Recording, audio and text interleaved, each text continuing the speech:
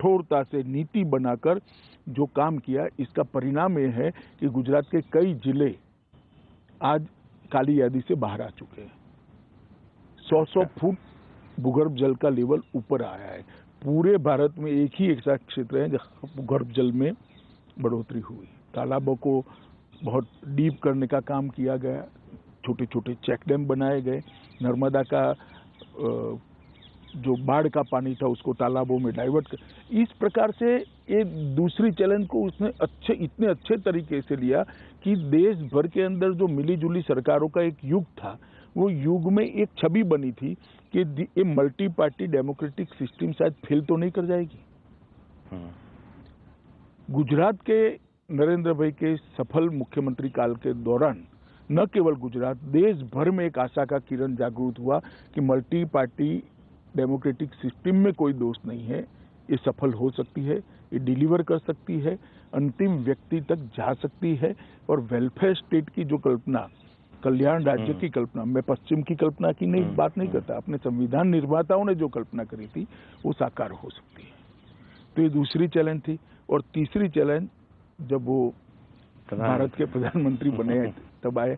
आप जानते ही हो, मैं डॉक्टर मनमोहन सिंह जी की सरकार के लिए कोई टिप्पणी करना नहीं चाहता, ये कोई राजनीतिक मौका भी नहीं है, परंतु हर क्षेत्र के अंदर देश नीचे नीचे नीचे जा रहा। 12 लाख करोड़ के घपले घोटाले भ्रष्टाचार सरफेस पर आ चुके थे।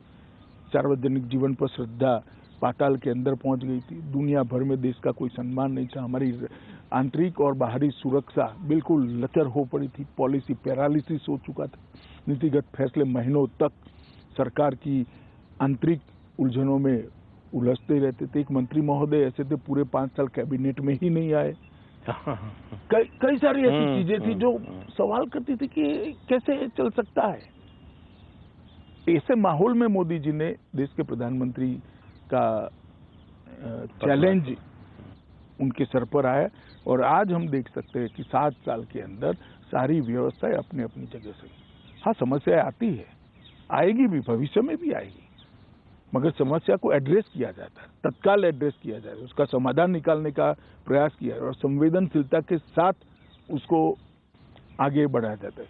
और इसके कारण एक दृढ़ राजनीतिक इच्छा शक्ति के कारण देश की सुरक्षा व्यवस्था भी चौक चौबंद हुई।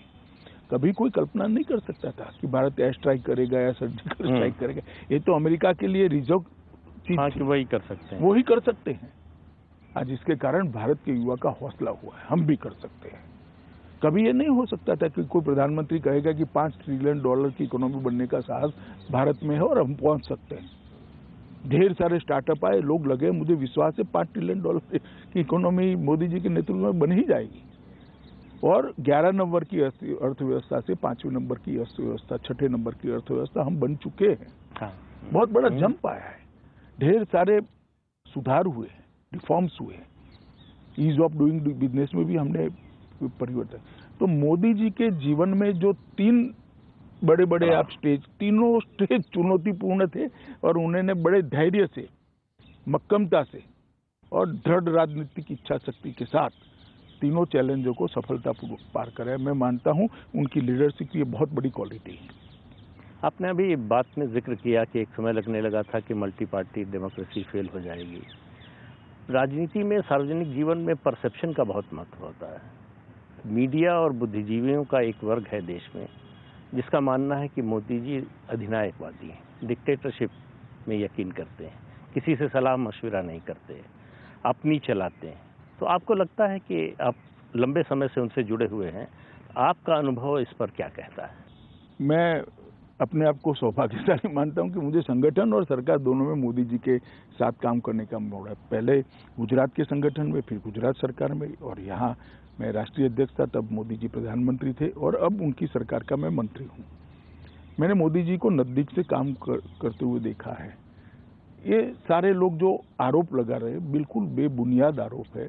मैंने मोदी जी जैसा श्रोता देखा ही नहीं। किसी भी समस्या के लिए बैठक हो, कम से कम मोदी जी बोलते हैं, बहुत सब लोगों को धैर्यपूर्वक सुनते हैं और फिर उचित निर्णय लेते हैं। और कई बार तो हमें भी लगता है क्या भाई इतना सोच विचार हो रहा है। 1 बार बैठक, 2 बार बैठक, बहुत धैर्यपूर्वक वो निर्णय करते हैं और छोटे से छोटे व्यक्ति के सुझाव की गुणवत्ता के आधार पर वो महत्व देते, व्यक्ति के आधार पर नहीं देते। तो ये कह देना कि वो निर्णय थोपने वाले नेता है, जरा भी सच नहीं है।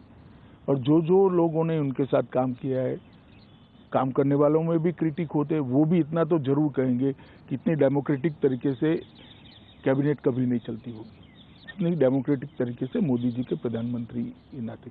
और मैंने उनके जैसा श्रोता, लिसनर देखा नहीं। फिर ये परसेप्शन क्यों बना? जानबूझकर बनाया गया या कुछ घटनाओं की वजह से बना? देखिए, जानबूझकर ही बनाया जाता है और वो डिसिप्लिन के आग्रही है। तो कोई फोरम में जो डिस्कशन होता है वो बाहर नहीं आएगा। एक जमाने में आ जाता था सब आप लोगों के उपयोग के लिए, अब नहीं आता है। तो को लोगों को मुश्किल होती है बहुत कम आता है। तो लोगों को लगता है फैसला मोदी जी ने ले लिया। लोगों को मालूम नहीं है कि जनता को भी मालूम नहीं है, जर्नलिस्टों को भी मालूम नहीं है कि ये सामूहिक चिंतन का परिपाक है। निर्णय तो ऑफकोर्स वो ही करेंगे क्योंकि वो प्रधानमंत्री है और उनको ही करना चाहिए। जनता ने अधिकार उनको दिया है, बाकी सारे मंत्री को फिर मोदी जी ने अधिकार दिया है। यही तो हमारा संविधान है। परंतु सबके साथ चर्चा कर सबको बोलने का मौका देकर, सबके प्लस माइनस पॉइंट सुनकर ये फैसले होते। ऐसी छवि इसलिए नहीं बनती कि वो डिसिप्लिन के आग्रही है। और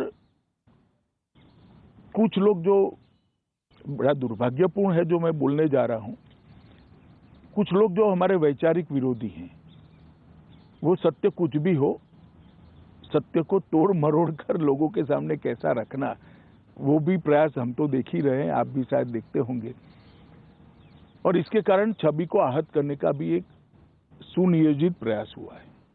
ऐसा कहते हैं कि राजनीति में जोखिम लेने से नेता बचते हैं क्योंकि एक अनिश्चितता उससे पैदा होती है कि ये जोखिम लिया, इसका क्या नतीजा होगा, हमारे ऊपर क्या असर पड़ेगा। लेकिन मोदी जी के बारे में देखा जाता है कि जैसे वो मतलब जिद करके जोखिम लेते हैं।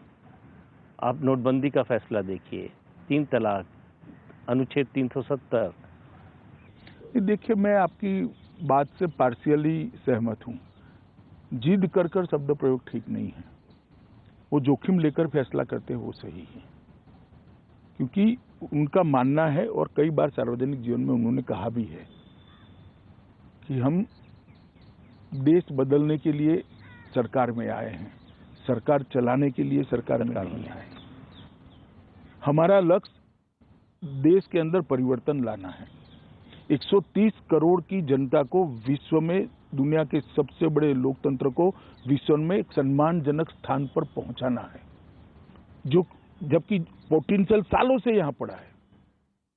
हमारा युवा धन पश्चिम और अमेरिका की ओर न जाता अगर ये फैसले सालों पहले हो गए होते तो, जो आज हो रहे।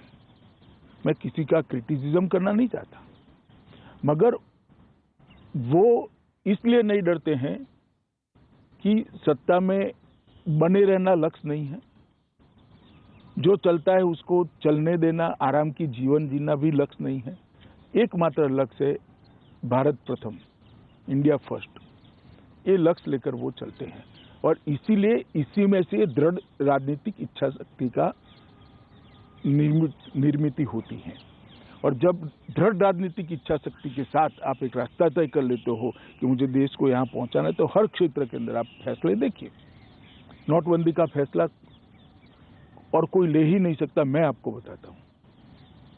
इतना बड़ा फैसला उन्होंने लिया और हमारी टीका करने वाले जो करेंगे वो करेंगे, मगर मैं बताता हूँ इससे देश के अर्थतंत्र के माहौल में बहुत बड़ा परिवर्तन आया कि नहीं, ये सरकार का व्हील है, काला धन नहीं चलेगा।